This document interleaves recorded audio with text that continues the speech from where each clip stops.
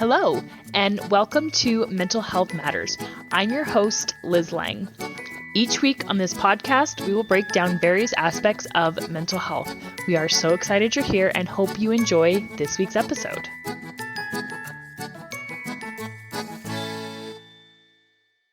Hey guys, Liz Lang here with Jeremiah and Selina Woodruff from Core Connection. And this week we are going to get into building emotional intelligence in teens. And this week we also are going to skip our parenting moment because we just don't have one. Okay, so we're just going to go right into our topic. So we're going to start by introducing what emotional intelligence is. It's often referred to as EQ, which I don't know why. I mean, I know IQ and EQ. Is there a similarity there or something? It's confusing to me that they call it EQ when it's emotional intelligence. Maybe EI is too close to AI. I don't know. I didn't make this stuff up. And nor does it really matter, I guess, unless you guys know why they call it EQ. No, it's some sort of connection with IQ and EQ. IQ being just intelligence, and this referring more to the emotional piece of the intelligence. So, which is separate but still very important. So, or briefly defined, emotional intelligence has four main components. There's self-awareness, self-regulation, empathy, and social skills. And so if you kind of think about it in the long-term effects and just like long-term of the lifespan. So all of these skills that we're talking about, they are so important for having healthy relationships throughout the lifespan. It's important for mental health and just academic and professional success, right? So if you think about these four things, these four components, if you're able to do them, you're just going to be, in general, a happier person. And I want to start off, too, by emphasizing that the goal of emotional intelligence is improvement, not perfection, right? Because that's important. I think emotional intelligence is also a lifelong development, right? As we grow older, we change, we are dynamic through the lifespan, we think different, want different things. And so our emotional intelligence evolves and it changes, but it's an important component to be aware of. So why don't you guys give us the simplified version of and define what emotional intelligence is for us? So kind of like the simplified version of it. Yeah. And if we look at emotional intelligence as human beings, we've historically done a poor job of helping our children learn emotional intelligence. Yes. Probably because we haven't learned it ourselves quite often. One of the things that's common within counseling settings is to develop emotional intelligence because it hasn't been developed yet. So when we look at emotional intelligence, it's being able to understand your own emotions and manage them in healthy ways, being able to relate to others and how they feel, having the capacity to express yourself without shutting down or lashing out, but be able to express yourself in a healthy and happy way. And obviously, you know, our teens and us, we just don't come with that built into ourselves. It's something we have to learn and we have to practice it. And of course, again, like everything else, as parents, we can model that for our children. The more we model it, the better we are, the more likely they are going to follow that. So if we can manage our own emotions, our teens will probably do a better job of managing theirs, therefore having emotional intelligence. And this doesn't mean getting rid of things like depression and sadness and anger and frustration and all of those things. That is not what emotional intelligence is. It is the capacity to understand what you're experiencing and how to manage those, especially those big emotions when they come into play, because they will. It's important to understand that we're human beings and we have these emotions. We don't need to get rid of them. It's so great that we have the ability to have emotions and feel so many different things in our life. And that's a great thing to actually celebrate. That makes us alive. So not making those things go away, but understanding them, understanding what affects them. There's also a lot of medical things that could be going on. Talk about hormones and teenagers, but even later in life as you grow and different periods and times in your life, there's things that are going to affect your emotions that are just naturally within your body. So knowing and understanding that these are normal human being things, and that's so great that we have them. I think helps to have our thoughts that this is a good thing and not like this is bad and need to make it go away. I think another two component of emotional intelligence is learning how to appropriately handle and deal with your emotions. And, this is something that is definitely, I learned as a kid, is that being angry is not a good thing. Like, you shouldn't be angry or you shouldn't be mad. And feeling those emotions and that's not it at all. Like, it's okay to be frustrated. It's okay to be mad. It's okay to be angry. It's what you do with those emotions, or even to be sad. I feel depressed right now. And it's like, okay, yeah, you should feel that because XYZ is going on. Or yeah, I would be angry too if, my best friend in high school betrayed me. Yeah, I would be angry too. So it's more about how to handle that emotion. Do you get vindictive and do you do something to get revenge on your friend in high school? That's not a positive way. That's not a healthy, good way to handle the emotion. But it doesn't mean you just don't feel the emotion, right? So I think that's an important part of it. Yeah, it's definitely important. Anger is a normal experience that we all have. Yes. Frustration, sadness. Those things are all just a part of the human experience. And we're not, again, like we've said already, like we're not trying to get rid of those. And it is what we do with them that becomes important. And so many of us, if we haven't developed emotional intelligence, we use maladaptive behaviors to manage those, like anger. If we lash out and start yelling and screaming, well, that's not a healthy way to manage that emotion. Or if maybe we fight with somebody physically, like that's not a great way to manage that. So we can use anger and find ways to manage that, find outlets for that, not trying to compress it or store it or push it down or push it aside, but accept it and make that be a part of us and say, yeah, I am angry. I'm angry because my high school friend, did whatever to me and I should be angry. And what am I going to do with that? Well, I'm going to create a boundary for myself that says, hey, this is not what I allow this person to do in my life or whatever, and move forward. Yeah, which makes total sense. And so emotional intelligence can often start at a very young age by labeling kids' emotions, right? I mean, toddlers get so frustrated about any number of things because there's so much in their life that they can't control. You can't just go run in the street.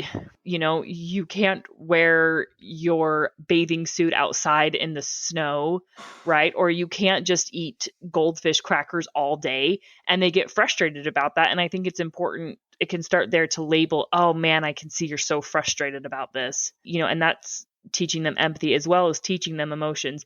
And if you're thinking back, well, I didn't do that when my kids were a toddler, it's never too late to start.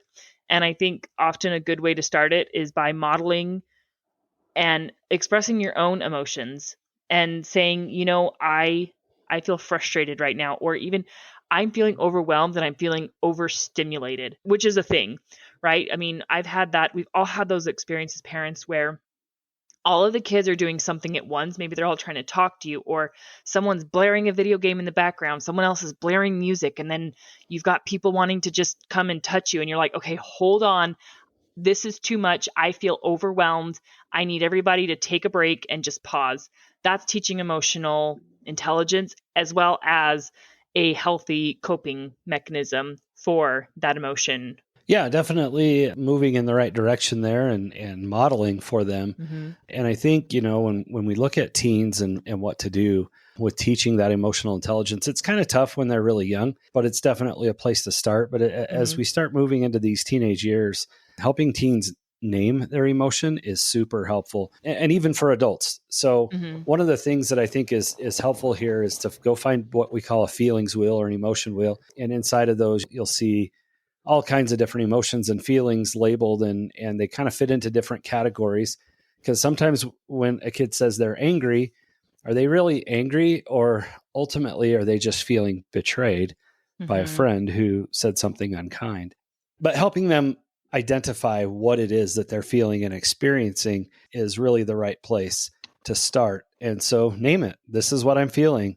And letting kids be free to express themselves, right? And not shutting down emotions. I think oftentimes parents can be dismissive of emotions.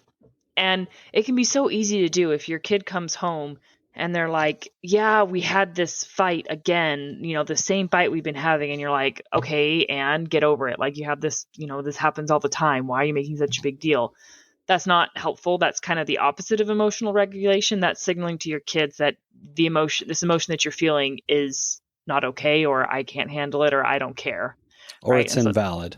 Yeah, or it's invalid. And that's certainly what we don't want to do. So let's talk about some mindfulness practices that we can do to kind of help kids regulate and to gain self-awareness, right? Because the very first step in emotional intelligence is self-awareness.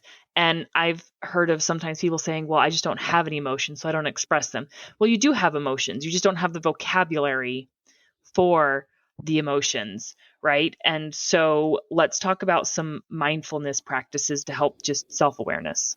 What goes along with naming their emotion is just identifying what the emotion is and what it feels like in your body. A lot of times when we have emotions, it's all up inside of our head and it just keeps spinning and spiraling all in there. So if you want to take it down into our body, we would be able to say like, oh, what color is it? Like, is it black? Is it red, yellow?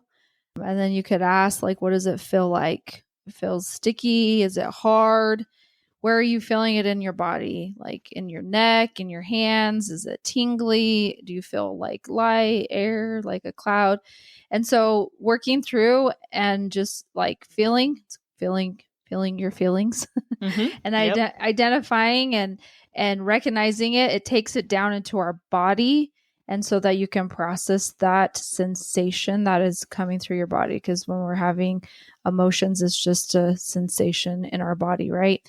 And so it takes it down from out of our brain and we can experience it in our body and be able to feel that feeling. Yeah. And maybe add to that, if there's the capacity to do it, would be journaling, writing about what you're experiencing, how it feels. I love the idea of like the body scan that Selina talked about, just being able to like identify color, where, what, does it feel like I'm experiencing anxiety and my hands are sweaty, my palms are sticky, my heart is racing, just kind of being able to identify it. And as we learn to identify our emotions and what it feels like in our body, we'll get faster and better at recognizing, ooh, I'm starting to feel overwhelmed because it feels like this in my body. What do I need to change so that it doesn't get to the point where the emotion gets out of control or the emotion takes over control of my life? Or you don't have to change it. You just get really good at feeling overwhelmed and you just say, oh, this is me being overwhelmed. This is how I experience being overwhelmed. I remember last time I didn't die when I felt overwhelmed. Tell your brain, like, I'm safe here. It's okay. Last time I remember I felt like this. It's just, we just don't like feeling that in our body and we're trying to get rid of it. That's really all it is. And so I don't know, to me, that just always like blows my mind. That's like, we're really just trying to not feel this in our body. But if we just can get really good at, I'm overwhelmed. This is how I feel overwhelmed. This is when my body feels overwhelmed. This is normal. This is what happens in my body. Then we get more comfortable and used to feeling those negative emotions and knowing that we're okay. And I think at this point, it's probably a good idea to bring up the fact that if we've got a teenager who is having big emotions like anger, we're probably not going to sit down and say, where are you feeling that at? Like it's not going to be helpful in that moment, right? Yeah. It's just they're probably beyond their capacity to manage it at that point. And at least if they're having an outburst or something like that. And we've talked about that in the past, their lid is flipped. They no longer have access to their prefrontal cortex, and they're working from that fight or flight response, the primitive brain. And so being able to reason with them may not be possible in that moment. So there's an opportunity after something big like that happens to have kind of a reflection moment. And that's how we can teach emotional intelligence after like a big outburst or something like that. And here we're going to ask questions like, what were you feeling? What did you need in that moment? What do you think you might do differently next time to better regulate yourself? And then again, we can add journaling to that to have them write that out if they're comfortable with journaling. Journaling is not for everybody, so it may not be the right solution, but it is a solution. Or maybe even typing it out too. That could also be helpful. And, giving them the freedom to, right, if you want this to be private, and if it's on an electronic device, then they need to understand that it's not private if it's on an electronic device. Like somebody could, in theory, get access to it.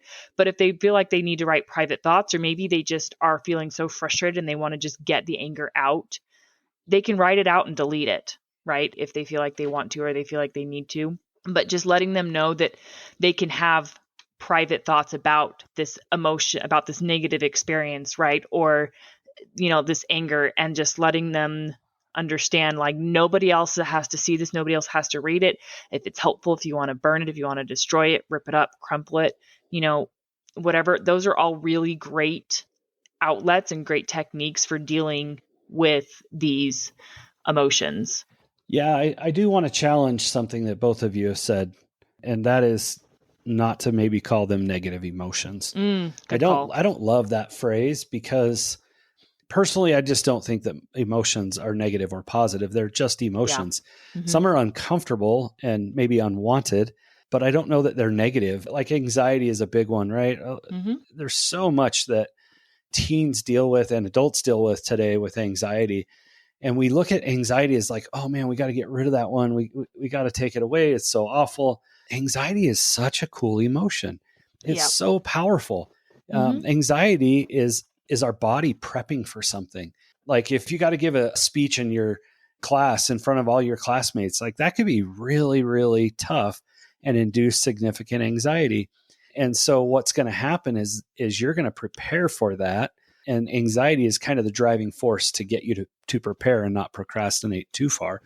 So anxiety can be really, really cool. Now, we're not talking about debilitating anxiety where, you can't even function or go to school because of anxiety, but we're talking about normal anxiety that occurs in every single human being on a regular basis. Mm-hmm. It has this great power to drive change for us.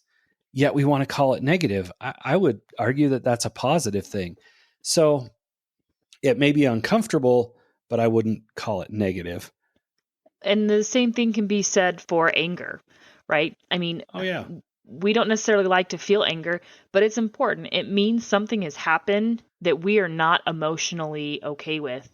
And again, it's a catalyst for change, right? If something happens and you're feeling angry, it's your body's way of saying you need to do something about this, right? Guilt is another really great example of an uncomfortable emotion that we don't like. But guilt is actually such an important, essential emotion because it is our mind's way of saying that didn't go well. You need to do something different. You need to do repair. You need to change, right? Like you need to do something. So oftentimes these uncomfortable emotions are their catalyst for change. And that's kind of essential for developing as a human being and developing emotionally, right? For emotional development to learn and grow.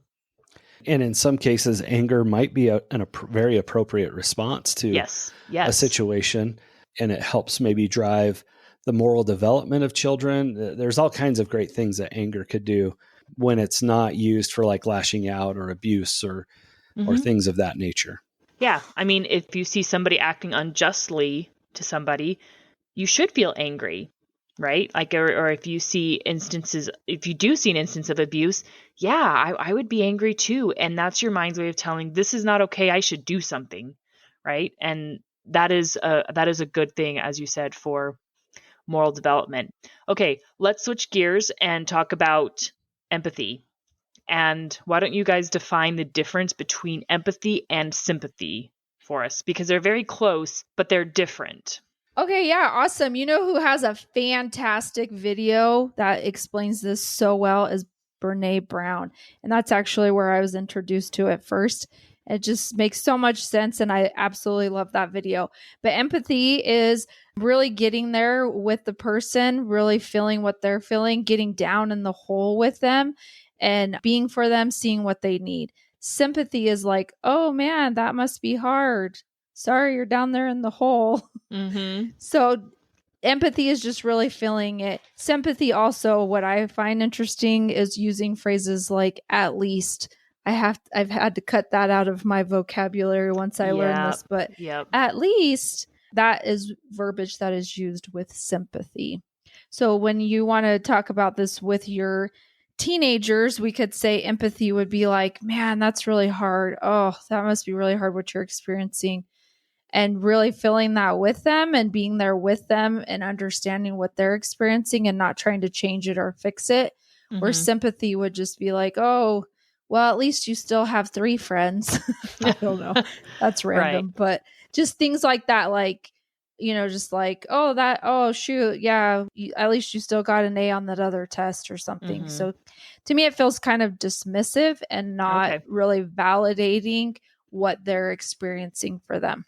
And so what we're really trying to teach here is teaching our children or our teens the skills needed to be emotionally intelligent in social settings, right? Mm-hmm. So helping our kids or our teenagers learn how to be empathetic to their friends who are experiencing difficult things, because actually practicing empathy helps build other emotional intelligence in our teens. Mm-hmm. Well, and I also, too, want to say that I think sometimes sympathy can be appropriate, right? I mean, and definitely for close friends, for family, we want to move into that empathy, right? And, I want to help you carry this burden. I want to just be there for you. I want to be able to, even just let you talk and get it out, right? And be there in whatever capacity I can. But sometimes I feel like sympathy, can be like, because if a complete stranger is telling you like, oh yeah, sorry, I messed up, or sorry, I cut in front of you, I'm distracted, I'm not having a good day, right? Then yeah, you want to teach your kids sympathy, right? But don't try to get in the stranger's emotional space and try to like, right, be a close friend. So, and I think sympathy is an important thing. And it's also, I think, a step to empathy, right? So I don't know that you can have empathy without feeling sympathy. And so teaching them that subtle difference, I think, can really help with emotional intelligence. Yeah, I think you hit the nail on the head. Sympathy is not a bad thing. It's just not as deep as empathy. It doesn't go as far as empathy does. And our children will need to know the difference and understand the difference. And figuring out where to use sympathy versus empathy is going to be a challenge. But as we teach that and we model that, there are going to be times where you need to be very empathetic with your children. And there might be times where sympathy is the right option. So again, modeling that behavior. Yeah. And maybe helping them to understand when they're feeling empathy, or the fact that you can sometimes take empathy too far. So I cannot watch the newest version of Les Miserables. I can't do it because I am too empathetic. Like, I tried watching that movie and I got so invested and so emotionally involved with the characters. I felt depressed. I felt awful. And I'm like, emotionally, I can't handle this. And so helping your kids to recognize when you can take empathy too far. And, I think maybe also teens can do that when they come home and they're feeling really heavy about something that a friend is going through. And they're like, I don't know if I can do this. You say, okay, you're feeling a lot of empathy right now. Here's how you can create emotional boundaries and create a little bit of distance, still be there for this friend, but still create emotional safety for yourself. Because empathy can drive us to take things too far for a friend, right? Yeah, when we take their problems on ourselves, we've gone too far. Yep. Right. And so that's the principle you're trying to teach here, is that we don't want our teens to start owning the problems of their peers, but they can most certainly be empathetic to the struggles that they are experiencing and be there to help them where appropriate, but also recognizing that, hey, I can be empathetic and it's not my problem to solve at the same time. This is their problem to solve. And I'm there. I could listen to them.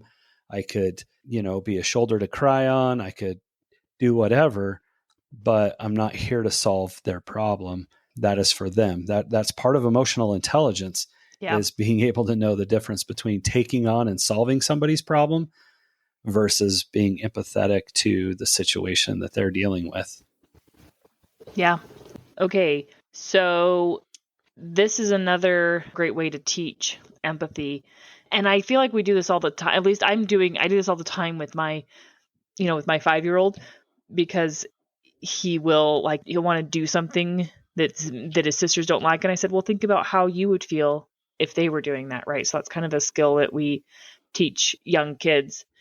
But I think we can also do that with adolescents and even teens, right? Asking questions about, well, what do you think you could do to help this friend feel better? That is appropriate. Or how do you think they felt about this, right? Maybe they come home and they're like, wow, my friend had this really awful day because they did this really embarrassing thing and it was terrible. Try to say, well, how do you think they felt? Right? You watched it and they were like, put yourselves in their shoes, right? That kind of a thing, like walking in someone else's shoes type conversations. Yeah, teaching them those kind of active listening skills, right? To be present in the conversation, and then working towards that idea of perspective, right? Like, what is their perspective like for this? Because one of the things that I've seen happen for teens is that they try and take on their friends' problems. And from their perspective, the problem is much bigger than the peer that's experiencing the problem. Yeah. So the perspective can be very different. And at the same time, when we ask those questions like, how do you think they felt? What do you think their experience with this might have been? What do you think would help them feel better? Starts to build this kind of emotional intelligence bank within your children that says like, when these kinds of things happen, here's some things that might be helpful, and here's some things that might not be helpful. This is what might make me feel better. And these are some of the things that I could do. Yeah. Okay. Let's talk about how all of this helps build coping skills, right? Because as we know, we're all going to move through various struggles in life. Nobody escapes struggles. I think it's just part of the human experience is to, struggle and to have trials and to just go through hard things. That's just part of the human existence.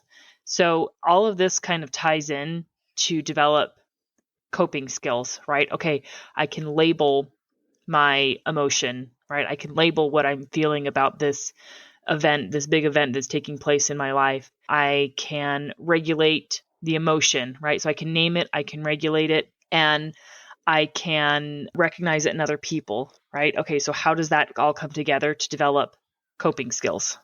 I think you're just helping them to normalize all the different emotions that we experience and helping them realize that they're normal and that like nothing's wrong. This is all just part of the experience, and just practicing feeling those emotions. I think that what Selina's trying to say is that we can just get good at feeling emotions and understanding them and utilizing them in our lives.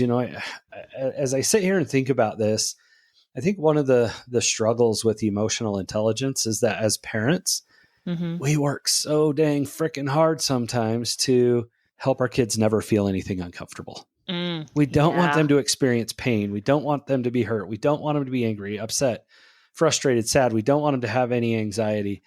And so sometimes we work really hard to shield it. We fix the problems before they get an opportunity to experience them. And those kinds of things are not helpful, because the reality is we might be able to protect them from a lot of things for a long time, but eventually we're not going to be there. We're not going to be able to do that anymore. They're going to become adults. They want their independence, and pretty soon things are going to hurt, and they're going to be difficult, and they're going to be hard. And if they haven't practiced any conflict resolution, they're going to kind of throw up like, oh crap, what do I do now? And they're not going to have any idea, but we want them to have an idea. And so as we start this in the teenage years and we start asking the questions like, oh man, that's pretty rough when your friend says something like that. What do you think you might do? I don't know. I thought maybe you'd have the answer. Well, I might have some ideas, but you know more about you and your friend than I do. What do you think you could do to help solve this? And allow them to go through that process, teaching them how to journal, how to exercise, how to identify and label these emotions, and how to help alleviate them can be really, really powerful for your children, and helping them understand, like Selina was saying, like, hey, this is really normal. It's normal to feel anxiety. It's normal to get angry when somebody does something that was hurtful. It's very normal to feel sadness sometimes, especially when maybe you failed a class or went through something difficult. Those are very normal experiences. And how do we manage that? How do we move forward? And teaching them brainstorming, like, hey, why don't we see if we can come up with 3 different ideas to help with feeling sadness? Now, I could come up with lots of ideas to help with that. But if it's something that they're interested in, it's going to be more powerful. So if they find the solution, we've taught them more, we've helped them more, and they're more interested in doing it. And maybe that is listening to music. Maybe it's a hobby that they have. Maybe it's exercise, whatever that looks like for them, it's going to be important. And as we interact with them about these emotions, there's great opportunities to say, hey, sometimes it's good to talk to people. Sometimes it's good for mom or dad to have a friend that they can trust and share something difficult with. Sometimes we need to get some professional help when the emotions are really big and the things are very difficult, or maybe the emotions don't have to be that big, but we're just really struggling to regulate and manage those.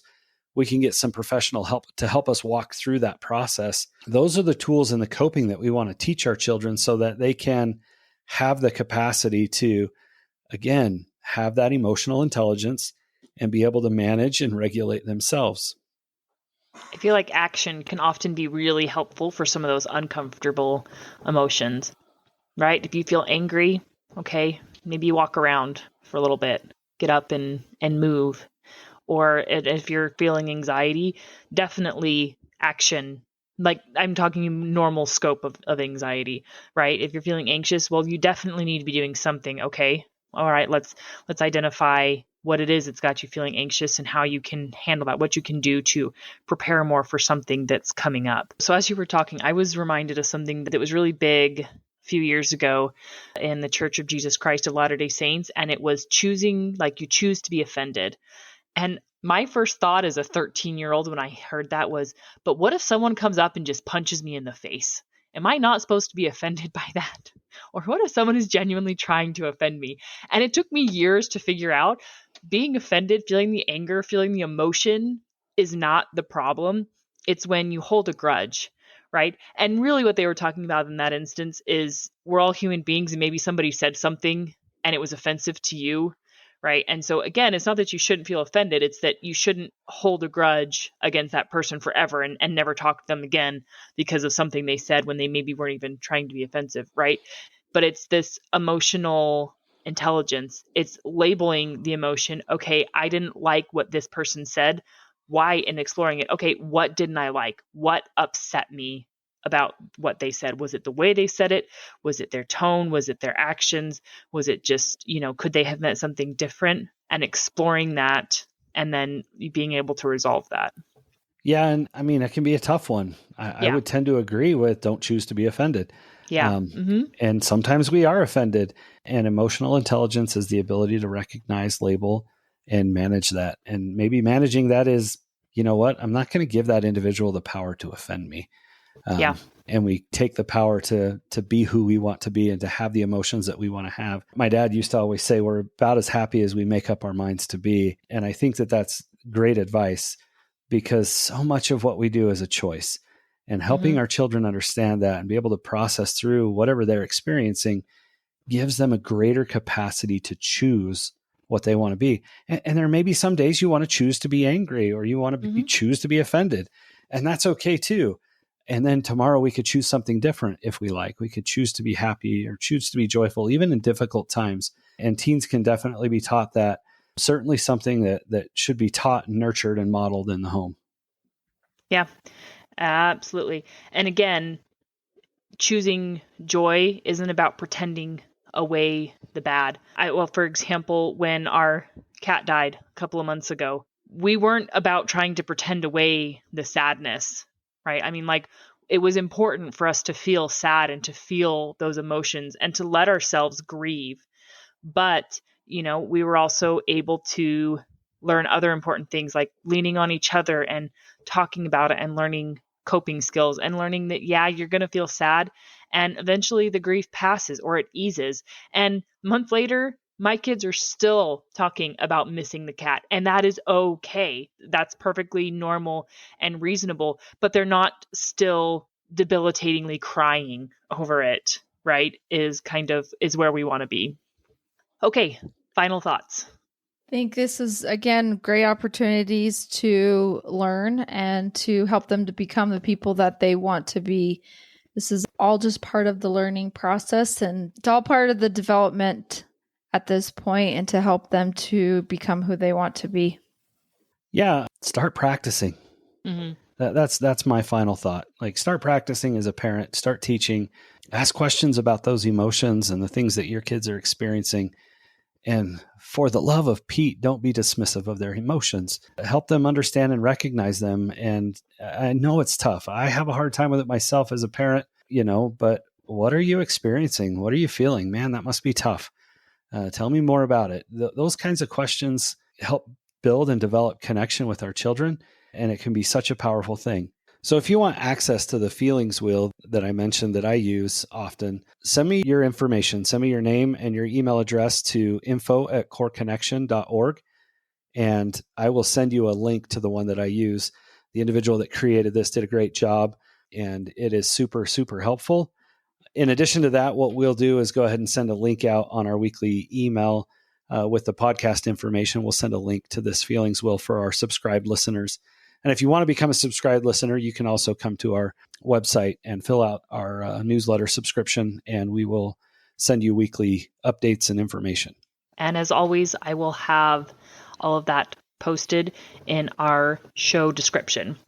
So along with our podcast email, I will also have all of the information to get in contact with Jeremiah and Selina through their website, Core Connection. Okay, so next week we are going to start a self-worth series. So that's going to be really good. Tune in next week to hear what that is all about, and we will see you all then. Have a question? How about a topic you'd like us to cover? Send us an email at mentalhealthpod21@gmail.com.